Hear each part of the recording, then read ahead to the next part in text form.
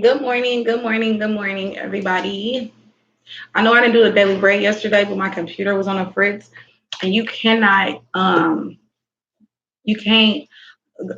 go live from your phone unless you have like I don't know some stipulations that I'm not really sure about.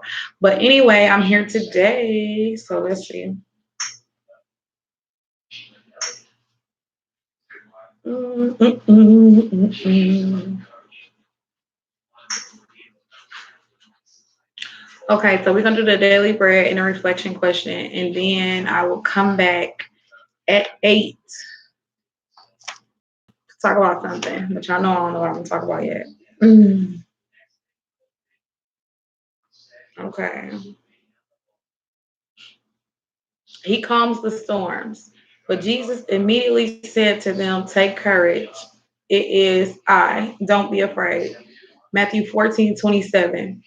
Jim was frantically sharing about problems he was encountering with his work team, division, judgmental attitudes, and misunderstandings. After an hour of patiently listening to his concerns, I suggested, let's ask Jesus what he would have us do in this situation.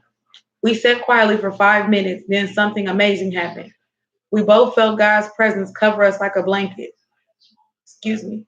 We were more relaxed as we experienced his presence and guidance, and we felt confident to wade back into the difficulties. Peter, one of Jesus' disciples, needed God's comforting presence. One night, he and the other disciples were sailing across the Sea of Galilee when a storm arose. All of a sudden, Jesus showed up walking on water. Naturally, this took the disciples by surprise. He reassured them, take courage. It is I. Don't be afraid. Peter impulsively asked Jesus if he could join him. He stepped out of the boat and walked toward Jesus, but he soon lost focus. Become aware of dangerous and humanly impossible circumstance. Became aware of the dangerous and humanly impossible circumstance he was in and started sinking. He cried out, Lord, save me, and Jesus lovingly rescued him. Like Peter, we can learn that Jesus, the Son of God, is with us even in the storms of life. What storm of life are you going through today, and what can you do to shift your focus from the storm to the one who can calm it?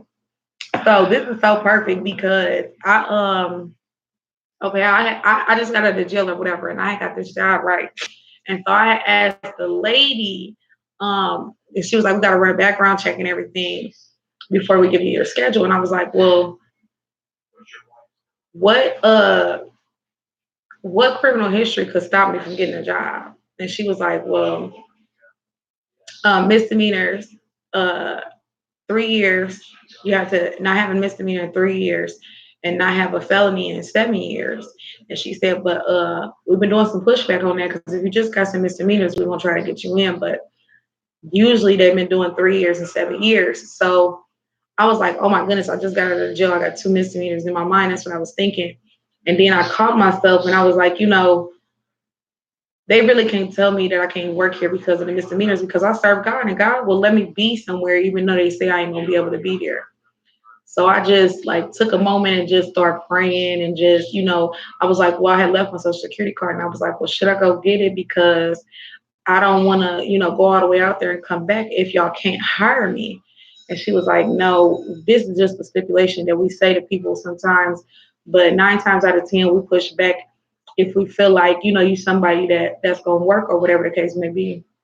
And it was looking for specifically at the beginning of the orientation, it was looking specifically for people with a diverse personality that were willing to work in quality control because in quality control, a lot of times you don't have any work. And so you have to work in each place. But a lot of people get put in a lot of different places and they can't handle it or they don't like it or they're not good in a lot of different places. So she wanted people to volunteer for quality control. And I had volunteered. So that kind of like set me apart from the group. So we still praying on it. I haven't got my schedule yet. And so we're gonna just continue to pray on it that I'm able to still work there even though I had these misdemeanors. And that's all we can do. But I got faith. My faith is strong. I know God gonna let me work there. So anyway, that is I forgot the question. What storm? Okay, hold on. It slid down on me. Hold on a second. What storm of life are you going through today, and what can you do to shift your focus from the storm to the one who can calm it?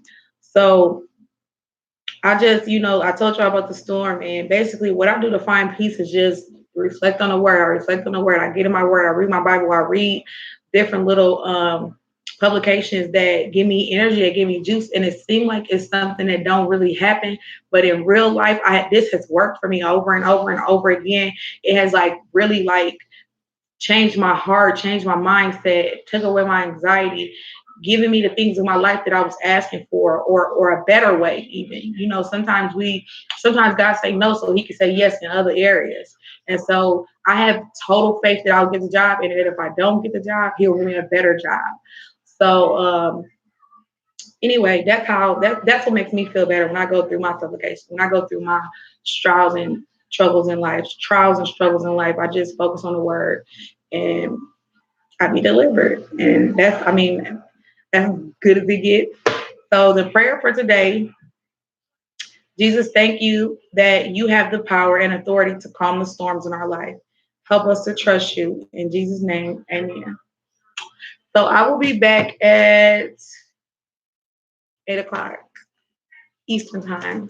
Thank y'all. Mhm. Oh, and pray for me.